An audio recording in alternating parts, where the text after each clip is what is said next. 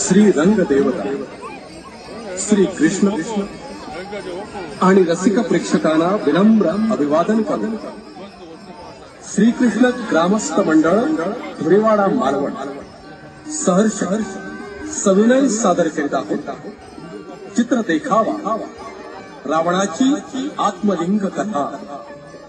रावणाची आत्मलिंग कथा लेखन आणि दिग्दर्शन संजय शिंदे। संकल्पना आणि ट्रिक्सिन्स सदा चुरी। नेपथ्य शिवाजी बेळुसकर। पार्श्वसंगीत आणि ध्वनी संयोजन दामाजी मेठर। प्रकाश योजना राजेश मणसेकर, पांडुरंग देऊळकर, सुरेश जोशी। रंगमंच व्यवस्था गुरु वेंगुर्ले आणि विशेष सहाय्य पीजी सामंत।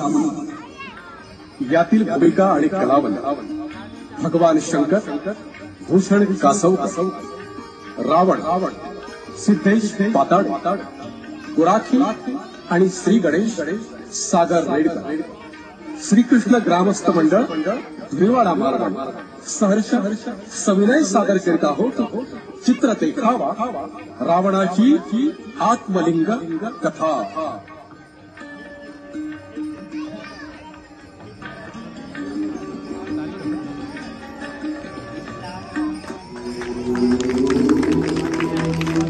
भारतीय पुराणामध्ये अनेक अद्भुत आणि रंजक आख्यायिका आहेत।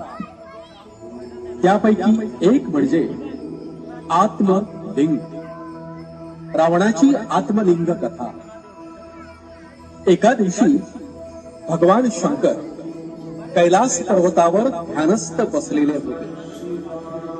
लंकाधिपती रावण भगवान शंकरांना प्रसन्न करून घेण्यासाठी कठोर तपश्चर्या करीत आहे।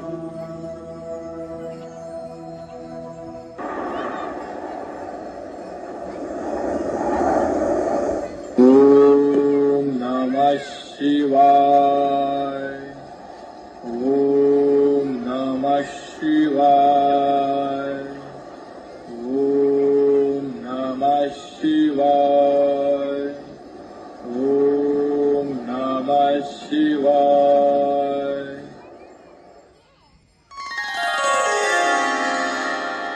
लंकाधिपती रावण, मी तुझ्या या कठोर तपश्चर्यामुळे तुझ्यावर प्रसन्न झालो आहे। बोल, तुला कोणता वर पाहिजे? तुला पाहिजे ते मी देईन। महादेवा, मला या पृथ्वी तलावर अजय आणि अमर व्हायचे आहे।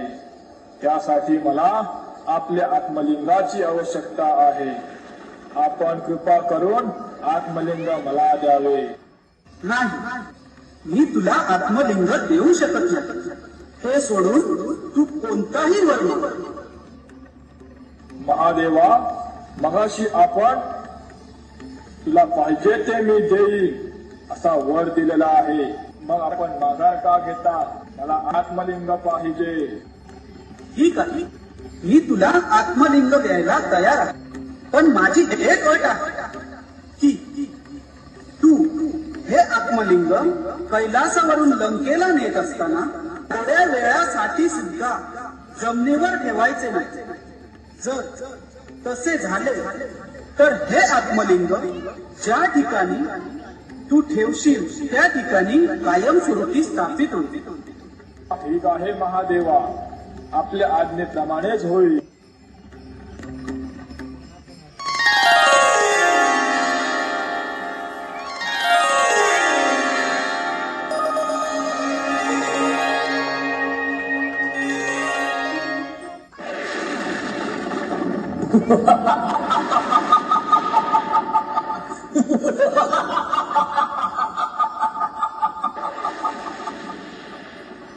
आणि रावण लंकेच्या दिशेनं पायी निघाला। ही गोष्ट देवादिदेव इंद्रदेवाला समजते। इंद्रदेव खूप घाबरतात, कारण रावण याचा गैरउपयोग करून सर्वांना त्रास देईल हे त्याच्या लक्षात येते। इंद्रदेव भगवान शंकराकडे जातात। भगवान शंकर त्याला सांगतात, की मी आता काहीही करू शकणार नाही, कारण मी त्याला वर देऊन बसलो आहे. पण एक पर्याय आहे. बुद्धीची देवता, सुख करता, दुःख हरता श्री गणेश यावर निश्चित मार्ग काढतात. इंद्रदेव श्री गणेशाकडे जाऊन त्यांना प्रार्थना करतात. यावर श्री गणेश त्याला सांगतात की आता रावणाला आवरणे थोडे कठीण आहे, पण मी रावणामुळे पृथ्वीचा सर्वनाश होण्यापासून सर्वांना वाचवण्यासाठी नक्कीच काहीतरी उपाय करतो.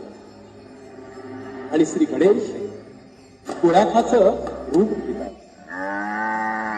अहो अहो लंकाधिपती रावण, आपण हे आत्मलिंग घेऊन पायी चालत का जातात?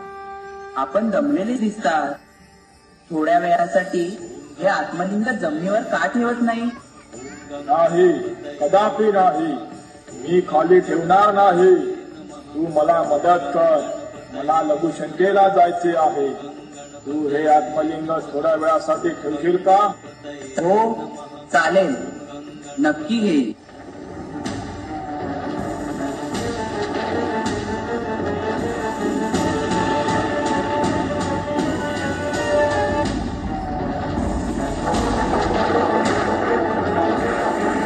लंकाधिपती,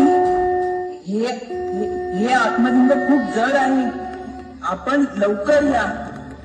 मला जास्त वेळ हे उचलून धरणे शक्य होणार नाही. लंकाधिपती, अहो लंकाधिपती. अच्छा, थोडा वेळ थांब, मी आलोच. यापुढे मला हे उचलून धरणे शक्य होणार नाही. मी आत्मलिंग जमिनीवर ठेवत आहे. खबरदार गुराखा, तू आत्मलिंग जमिनीवर ठेवू नकोस. मला माफ करा लंकाधिपती. मला आता हे उचलून धरणे केवळ अशक्य आहे. मी हे आत्मलिंग खाली ठेवत आहे.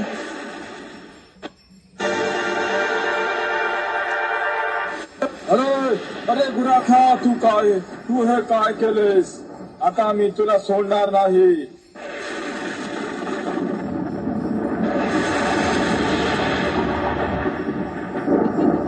अरे तू कुठे गेलास? अरे गुराख्या, अरे गुराख्या कुठे गेलास? अरे गुराख्या, अरे गुराख्या.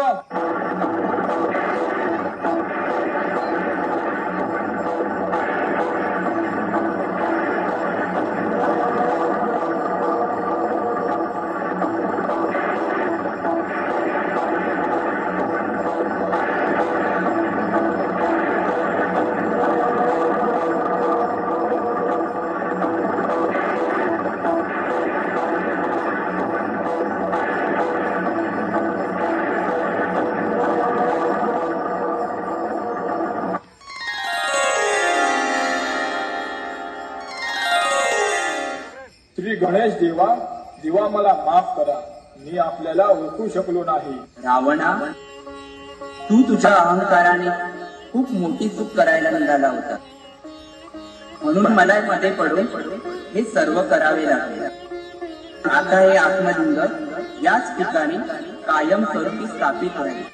आणि ज्या दिवशी गुराखी रूपातील श्री गणेशाने ते आत्मलिंग ज्या ठिकाणी ठेवलं, त्या दिवसापासून आस्था जायत गोकर्ण येथील श्री महाबळेश्वर मंदिरात हे आत्मलिंग स्थापित आहे.